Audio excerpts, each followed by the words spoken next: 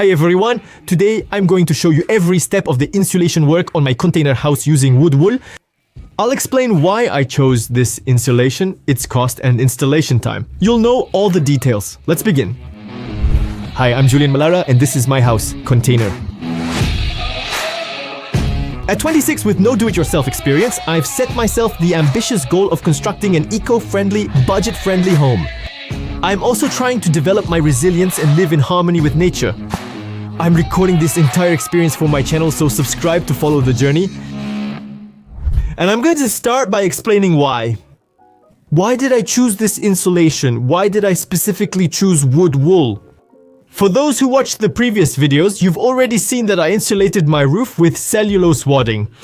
I chose this insulation because it's eco-friendly, the second cheapest after straw, and one of the most efficient. For my walls, I could have also chosen cellulose wadding, but I wouldn't have been able to use the same technique as for my roof, which is blowing in the wadding. Over time, the wadding settles. On a roof, it's not a major issue if the wadding settles, but it must be considered. I put 45 cm of wadding, knowing it will settle down to 35 cm over time, which is still more than enough. So there you go. But with walls, if it settles, the top of your house won't be insulated anymore after a while. So you can't blow in the cellulose, you have to inject it. That means using a specific machine that costs more to rent and that blows in a lot more cellulose. So that it's really under pressure, it would have cost me more per square meter than what I did on my roof because I would have rented a more expensive machine. I would have used more watts of cellulose because you need more density, and above all, it would have taken me a lot more work. Because I would have had to create boxes to blow in the cellulose, instead I preferred to use wood fiber panels. Because it's clearly the most eco-friendly insulation after straw, and it's one of the most efficient insulations. And now you're thinking, wait, Julien, if straw is the cheapest insulation, the most eco-friendly insulation, and one of the most efficient insulations. You're right to ask why I didn't insulate my house with straw. Well, believe it or not, that was my original plan. So, I was planning to insulate my roof and walls with straw, but in the end, I gave up on that idea. Why? Because straw is much heavier than the other insulation materials I chose for my roof. For example, cellulose wadding is super light, but straw would have been much heavier, so I would have had to reinforce my structure. Same for the walls of my house. If I wanted to use straw bales, I would have had to create a reinforced structure to be able to put those straw bales on it. And right now, on top of that, the straw bale industry is booming, but there are very few distributors, whereas wood wool, I can buy it anywhere, and most importantly, wood wool.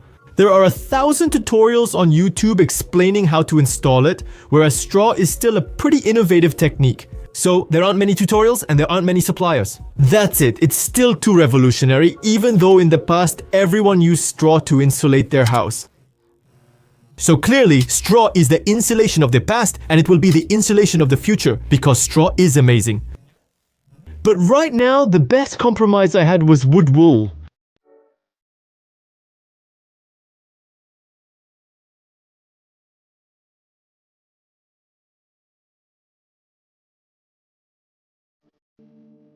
So now, you know why I chose wood wool? You know, I bought it and I'm going to explain how I installed it. The idea was to create a structure with rafters measuring 63 by 75 all around my house. So we put a rafter every 60 centimeters at most. That's what the document technique Unify tells us, and it's to make sure it holds well.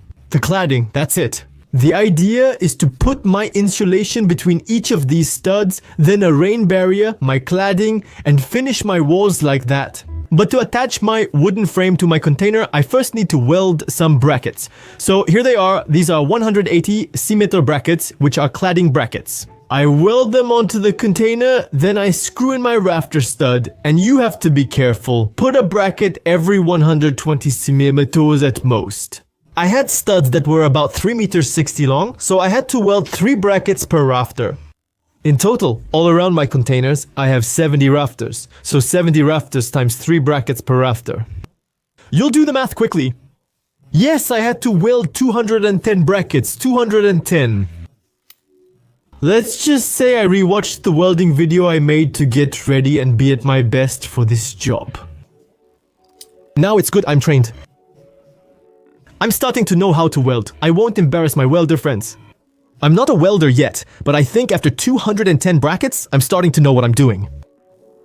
In addition to the brackets, I also connected the frame to my rafters to strengthen both the structure of my roof and my walls. It took me about 4 days to weld all the brackets and then 2 days to screw the rafters on top. By making sure they were level and, most importantly, that they were all at the same height to ensure a proper fit. The rodent screen underneath. Speaking of rodent screens, they're essential for exterior insulation. As its name suggests, it protects the insulation from rodents, so they don't come and make their nest inside and keep warm. That's it, that's not our goal. We want to be warm, not necessarily the rodents.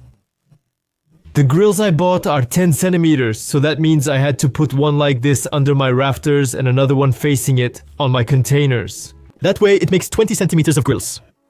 Let's just say that screwing a grill onto a wooden rafter is simple. There's nothing particularly complicated about it. Screwing the anti-rodent grill into cordon steel, which was specifically designed to withstand the fury of Poseidon, is a whole different story. To be honest, I had a really hard time with the anti-rodent grills. They were an absolute nightmare to deal with. It's a really tough job. To be honest, it took me more than 4 days to install the anti-rodent grills. It took me a whole day, a really long day, just to do one side. The entire structure consists of the bracket, rafter, and anti-rodent sandstone. It took me about 10 days. That was the biggest part of the insulation job.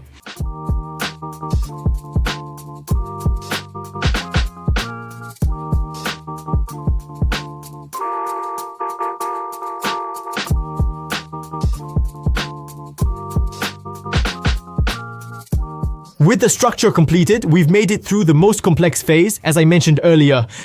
Now all that's left is to put our wood fiber panels between our studs. The only small difficulty is that we'll need to find days when the weather is mild, when it's not raining. Because wood fiber doesn't like humidity, doesn't like water, to be more precise. Let me tell you, when you decide, like I did, to do your construction in winter, well, it's tough. Did you see the video about roof framing and insulation? It's always the same problem. I decided to do all the most complicated work right when it was raining. Yeah, I was lucky the day we filmed the installation of the wood wall. It was 14 degrees, great. It was warm, it wasn't raining, great. But there was a 60 km/h wind. No, but the weather can make a job site up to 10 times more difficult. I say that like it's a joke, but no, you have to pick the right days. But well, you don't always have a choice between when your friends are available to help, when it's not raining, when it's windy. Well, there's always something that goes wrong. That's the problem with working outside in the winter.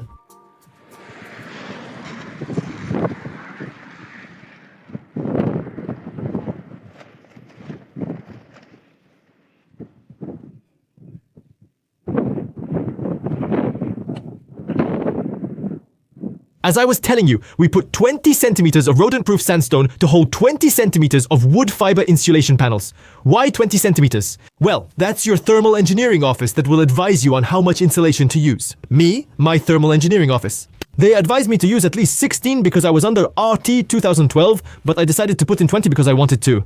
That's extra comfort, and I decided to install two 10-centimeter panels in a crisscross pattern.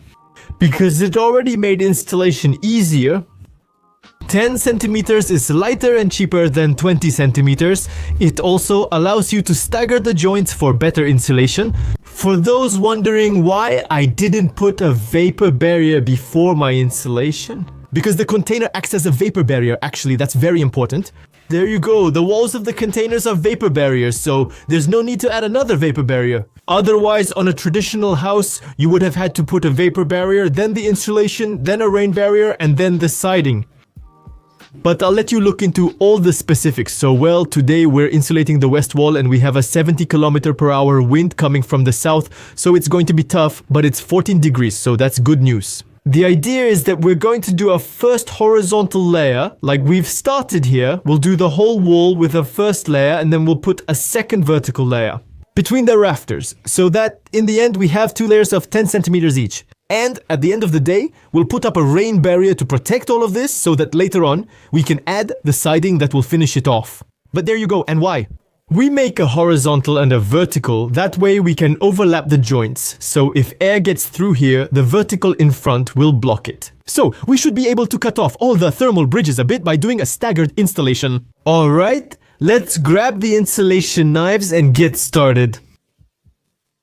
As you can see in these images, we lay the first layer horizontally. And it's a bit tricky to install because you have to make a notch with the insulation knife. To skewer the panel onto the brackets, the panel is easy to cut. When you watch tutorials in real life, it's a bit more annoying. And behind this first layer, I also filled the waves with strips of wood wool that are 8 centimeters wide and 4 centimeters thick. So, was it really necessary to fill the waves of the container? For my thermal engineering office, it wasn't necessary, but for other people I asked for advice. They told me it was necessary. So I bought 200 euros worth of wood wool, 4 centimeters thick. I cut strips, I put them everywhere. There you go, it's not expensive, and at least with belt and suspenders, I'm sure everything is fine, right? And on top of that, it means that on nearly a third of my house, I don't have 20 centimeters, but I do have 24 centimeters of insulation, which is very beneficial. It cost me 200 euros, but not much extra work for much better insulation. So, actually, my first layer is made up of 2 layers. The 4 centimeters, then my first 10 centimeter panel placed horizontally, and then for the last layer, well, we have our rafters that are like this, so our first layer is behind. I'm going to add a second layer of insulation vertically between my studs.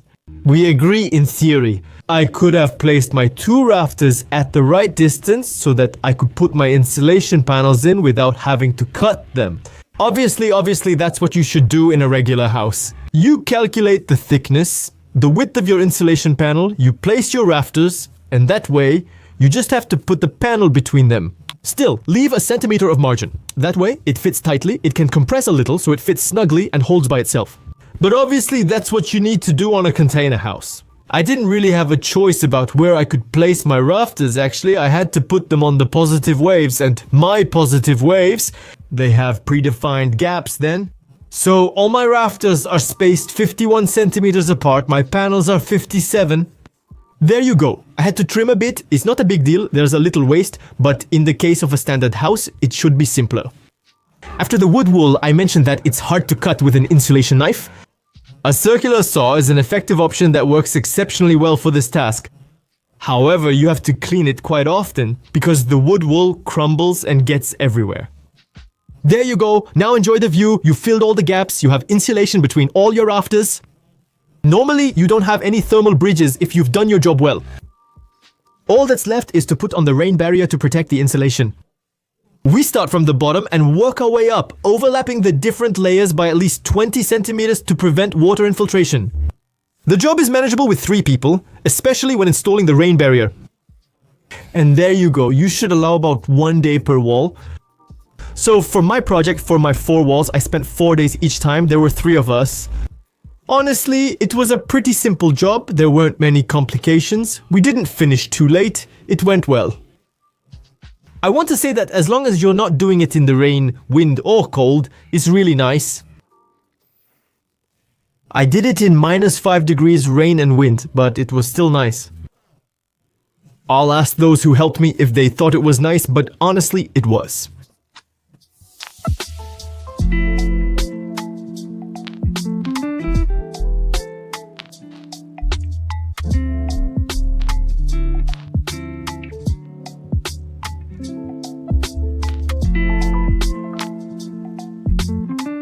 The insulation part is finished. And now, all that's left is to screw battens onto my weather barrier to support my siding. But that will be for a future video, so don't forget to subscribe because that video will come out in a few months. The siding won't be happening right away. But now, it's time to do a financial review. How much did this project cost me? To build my wooden frame, I had to buy 600 euros worth of brackets and 800 euros worth of rafters. For the insulation part, we have 450 euros for rodent-proof mesh, 3,250 euros for 10 centimeter thick wood wool, 200 euros for 4 centimeter thick wood wool, and 300 euros for rain barrier. That's a total of 5,600 euros. I'll include the Materio Naturels product links in the description. And if you don't want to buy from them and you want to buy somewhere else, a tip. Negotiate the prices, ask the store to match the competitors' prices. Negotiating often works. I have successfully negotiated many things on my construction site. That way, prices are negotiable. Very few people know it, but prices are negotiable, that's it. What can I say? Also, this insulation budget that I presented to you isn't complete, of course, since we would need to add the cost of the siding, but we'll see that in the next special siding video. This already gives you a pretty good idea of the cost of everything I used. Don't forget to subscribe to follow the next videos, keep up with what's next, and see the project as a whole. Above all, make sure to follow me on Instagram and TikTok as well, because on those two platforms we post shorter videos that complement the longer videos you see on this channel.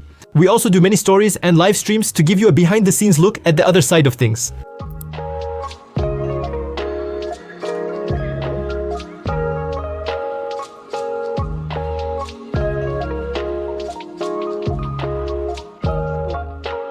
Let's move on to the conclusion now. I'm very happy that this project is finished.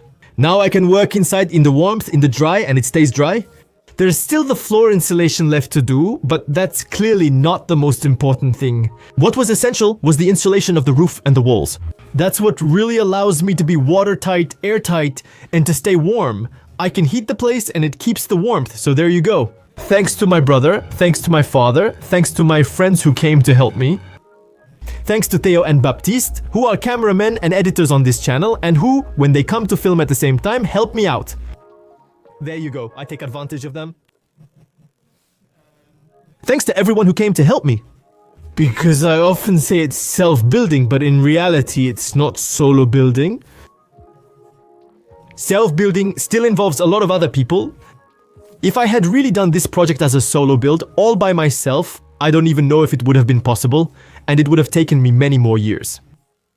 So really that's it. Don't hesitate to surround yourself with others. If you still have questions, feel free to keep the discussion going in the comments. Ask me questions. Either I'll answer them or other people will. There you go. There are plenty of wood wool tutorials on YouTube, really. So this video wasn't really a tutorial because honestly there are so many on the internet that I didn't need to make another one for you. It was more like, there you go, like the previous videos, it's a feedback on everything I've done. I hope you learned something from it. Thanks for watching. See you soon on this channel. Subscribe and share the video widely. Really, let's break some records. It would be amazing if this video reached millions of people, because it's very important. Insulation. Yeah. See you soon. Goodbye.